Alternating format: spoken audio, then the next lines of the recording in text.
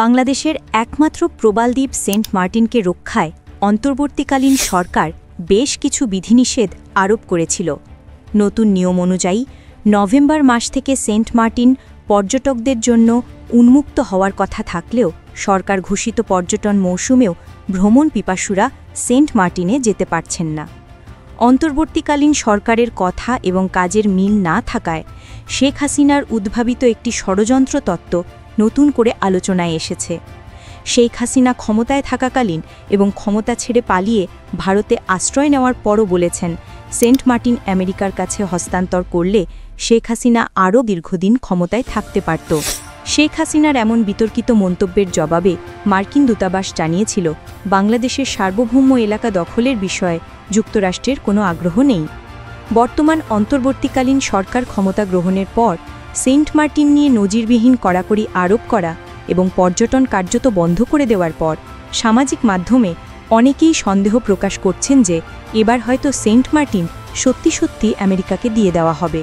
কথিত আছে যে আমেরিকা সেন্ট মার্টিন দখল করে এখানে একটি সামরিক ঘাঁটি গড়ে তুলবে। সেন্ট মার্টিন দখল করে এখানে সামরিক ঘাঁটি গড়ে তোলা আদৌ সম্ভব কিনা সে সম্পর্কে আলোচনা করা হবে বিশ্ব পরিচিতির এই পর্বে। বিশ্ব পরিচিতির চ্যানেলে আপনি নতুন হলে অনুরোধ করব সাবস্ক্রাইব করে বেল আইকনটিতে ক্লিক করুন।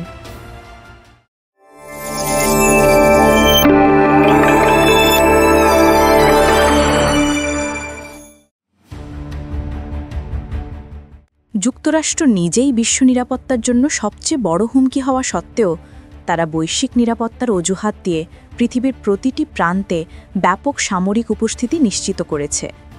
সারা বিশ্বে আমেরিকার প্রায় ৮০০ সামরিক ঘাঁটি রয়েছে। ইরাকে যেসব ঘাঁটি এখনও চালু রয়েছে সেসব ঘাঁটিকে বিবেচনায় নিলে এ সংখ্যা আরও বেশি হবে। বিশ্বব্যাপী আমেরিকার এসব ঘাঁটি পরিচালনার জন্য প্রতি বছর প্রায় $156 বিলিয়ন খরচ হয়।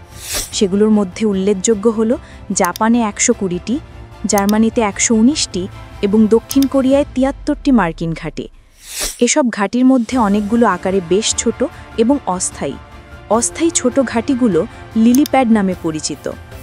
এ ধরনের সামরিক ঘাঁটি যুক্তরাষ্ট্রকে বিভিন্ন অঞ্চলে শক্তিশালী উপস্থিতি বজায় রাখতে এবং মিত্রদের সুরক্ষিত রাখতে সহায়তা করে।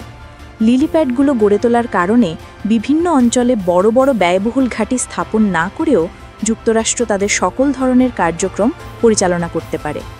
সত্যিকার অর্থে মার্কিন যুক্তরাষ্ট্র তাদের ঘাঁটিগুলো সারা পৃথিবীতে এমন সব কৌশলগত অবস্থানে তৈরি করেছে যার ফলে যুক্তরাষ্ট্র নতুন করে আর কোনো সামরিক ঘাঁটি স্থাপন না করলেও তারা মাত্র কয়েক ঘন্টার মধ্যে পৃথিবীর যে কোনো প্রান্তে আগ্রাসী হামলা চালানো অথবা হামলা প্রতিরোধ করার সক্ষমতা রাখে। সেন্ট মার্টিনের মতো ছোট এবং কৌশলগতভাবে গুরুত্বপূর্ণ একাধিক সামুদ্রিক দ্বীপে যুক্তরাষ্ট্রের ইতোমধ্যেই বেশ কয়েকটি সামরিক ঘাঁটি রয়েছে। এ ধরনের সামুদ্রিক ঘাঁটির মধ্যে কয়েকটি উল্লেখযোগ্য দ্বীপ হল ভারত মহাসাগরে থাকা দিয়েগো গার্সিয়া দ্বীপ, প্রশান্ত মহাসাগরে থাকা গুয়াম দ্বীপ এবং ওয়েক আইল্যান্ড। এছাড়া উত্তর আমেরিকার বাইরে থাকা যুক্তরাষ্ট্রের একমাত্র অঙ্গরাজ্য হাওয়াই দ্বীপপুঞ্জ এবং জাপানের ওকিনাওয়া দ্বীপেও যুক্তরাষ্ট্রের ব্যাপক সামরিক উপস্থিতি রয়েছে। এসব প্রত্যেকটি ঘাঁটির আকারে ভিন্ন ভিন্ন রকমের এবং প্রত্যেকটি সম্পূর্ণ ভিন্ন উদ্দেশ্যে গড়ে তোলা হয়েছে। তবে এগুলোর মধ্যে সেন্ট মার্টিনের সাথে সবচেয়ে সাদৃশ্যপূর্ণ দ্বীপ হল দিয়েগো গার্সিয়া, কারণ এটিও একটি প্রবাল দ্বীপ। অন্যান্য দ্বীপগুলোতে সামরিক ঘাঁটি গড়ে তোলার বিষয়টি দীর্ঘ আলোচনা সাপেক্ষে নিয়মনীতি মেনে তৈরি করা হলেও দিয়েগো গার্সিয়ার বিষয়টি অত্যন্ত বিতর্কিত। দিয়েগো গার্সিয়া ছিল মূলত একটি ব্রিটিশ ওভারসিজ টেরিটরি। এটি চ্যাগোস দ্বীপপুঞ্জের সবচেয়ে গুরুত্বপূর্ণ দ্বীপ। অতীতে জাতিসংঘ এই দ্বীপটিকে স্বাধীনতা দেওয়ার নির্দেশ দিলেও যুক্তরাজ্য তা না করে একটি গোপন চুক্তির মাধ্যমে তারা যুক্তরাষ্ট্রকে সামরিক ঘাঁটি গড়ে তোলার জন্য দ্বীপটি লিজ দেয়। তার চেয়েও জঘন্য বিষয় হল, সামরিক ঘাঁটি গড়ে তোলার আগে ব্রিটিশরা এই দ্বীপের সকল বাসিন্দাকে জোরপূর্বক উচ্ছেদ করে মরিশাসে নিয়ে যায়। এমন নৈসর্গিক সামুদ্রিক দ্বীপে বসবাসকারী স্বাধীন জনগোষ্ঠীকে মরিশাসে অত্যন্ত মানবেতর জীবনযাপন করতে বাধ্য করা হয়। দিয়েগো গার্সিয়া সবচেয়ে ছোট সামুদ্রিক দ্বীপে গড়ে তোলা যুক্তরাষ্ট্রের সামরিক ঘাঁটি। এই দ্বীপটির আয়তন প্রায় 4000 একর, কিন্তু সেন্ট মার্টিন দ্বীপের আয়তন মাত্র 2000 একরেরও কম। তার মানে সেন্ট মার্টিন আমেরিকার সবচেয়ে ছোট সামুদ্রিক ঘাঁটির অর্ধেকের চেয়েও ছোট। একটি দ্বীপে সামরিক ঘাঁটি গড়ে তোলার জন্য যুক্তরাষ্ট্রের কয়েক হাজার একর জমির দরকার হয়, কারণ একটি পূর্ণাঙ্গ ঘাঁটি পরিচালনার জন্য দ্বীপে বিমান অবতরণের রানওয়ে, সমরাস্ত্র সংরক্ষণাগার এবং প্রশিক্ষণ এলাকা সহ আরও বেশ কিছু জরুরি অবকাঠামো নির্মাণ করতে হয়। সামুদ্রিক ঘাঁটিতে বিমান অবতরণ ও উড্ডয়নের জন্য রানওয়ে থাকা আবশ্যক। সাধারণত একটি রানওয়ে প্রায় ৮ থেকে ১২,০০০ ফুট লম্বা হতে পারে। নৌবাহিনীর জাহাজ এবং সাবমারিন রাখার জন্য উন্নত বন্দরের ব্যবস্থা থাকতে হয়। শত্রুর অবস্থান পর্যবেক্ষণ ও আক্রমণ থেকে সুরক্ষা দিতে উন্নত রাডার এবং যোগাযোগ ব্যবস্থা থাকে। আকাশ প্রতিরক্ষা ও হামলার জন্য মিসাইল ও সমরাস্ত্র সংরক্ষণেরও জায়গা প্রয়োজন। সেই সাথে সৈন্যদের থাকার জন্য ব্যারাক, চিকিৎসা কেন্দ্র এবং বিনোদনের ব্যবস্থা থাকতে হয়। সৈন্য সংখ্যা ঘাঁটির আকার ও কৌশলগত গুরুত্বের ওপর নির্ভর করে কয়েক শত থেকে কয়েক হাজার সৈন্য থাকতে পারে। যুক্তরাষ্ট্রের সামরিক ঘাঁটির জন্য প্রয়োজন অনুযায়ী বিভিন্ন ধরনের অবকাঠামো ও সৈন্যদের বাসস্থানের ব্যবস্থা করার জন্য যে পরিমাণ জমির দরকার, সেন্ট মার্টিন দ্বীপে সেই পরিমাণ জমি নেই। তার চেয়েও বড় কথা হল, সেন্ট মার্টিন দ্বীপটি অত্যন্ত নাজুক একটি প্রবাল দ্বীপ। ফলে ভূসংস্থানগত দিক বিবেচনায় নিয়ে দ্বীপটি সামরিক ঘাঁটি তৈরি করার জন্য মোটেও উপযোগী নয়। সেন্ট মার্টিনের মাটির উপরিভাগে বালু থাকলেও এর মাত্র ৩ ফুট নিচেই রয়েছে প্রবাল ও শৈবালের স্তর। ফলে সামরিক ঘাঁটিতে যে ধরনের বিমান অবতরণ করে তার ভার বহনের মতো সক্ষমতা সেন্ট মার্টিনের নেই। বরং ভবিষ্যতে এই দ্বীপের অস্তিত্ব নিয়েই ভূতাত্ত্বিকরা শঙ্কিত।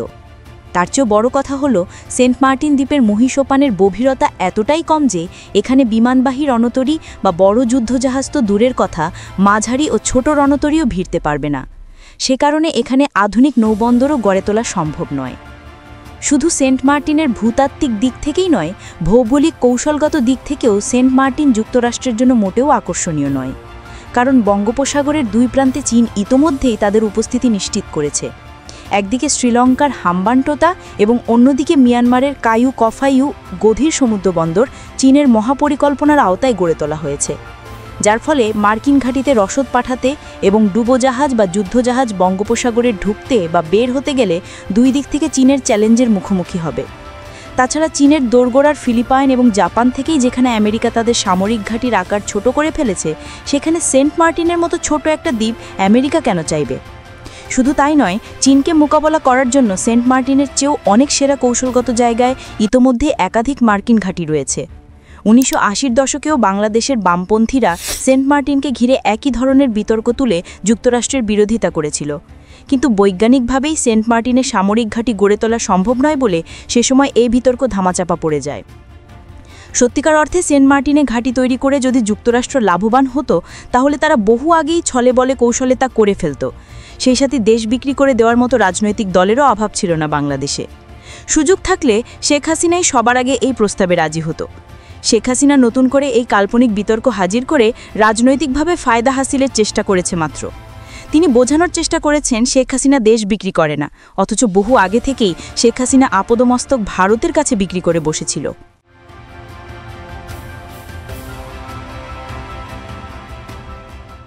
আমাদের ভিডিওগুলো ফেসবুকে দেখতে চাইলে বিশ্বপরিচিতির ফেসবুক পেজ লাইক এবং ফলো করুন।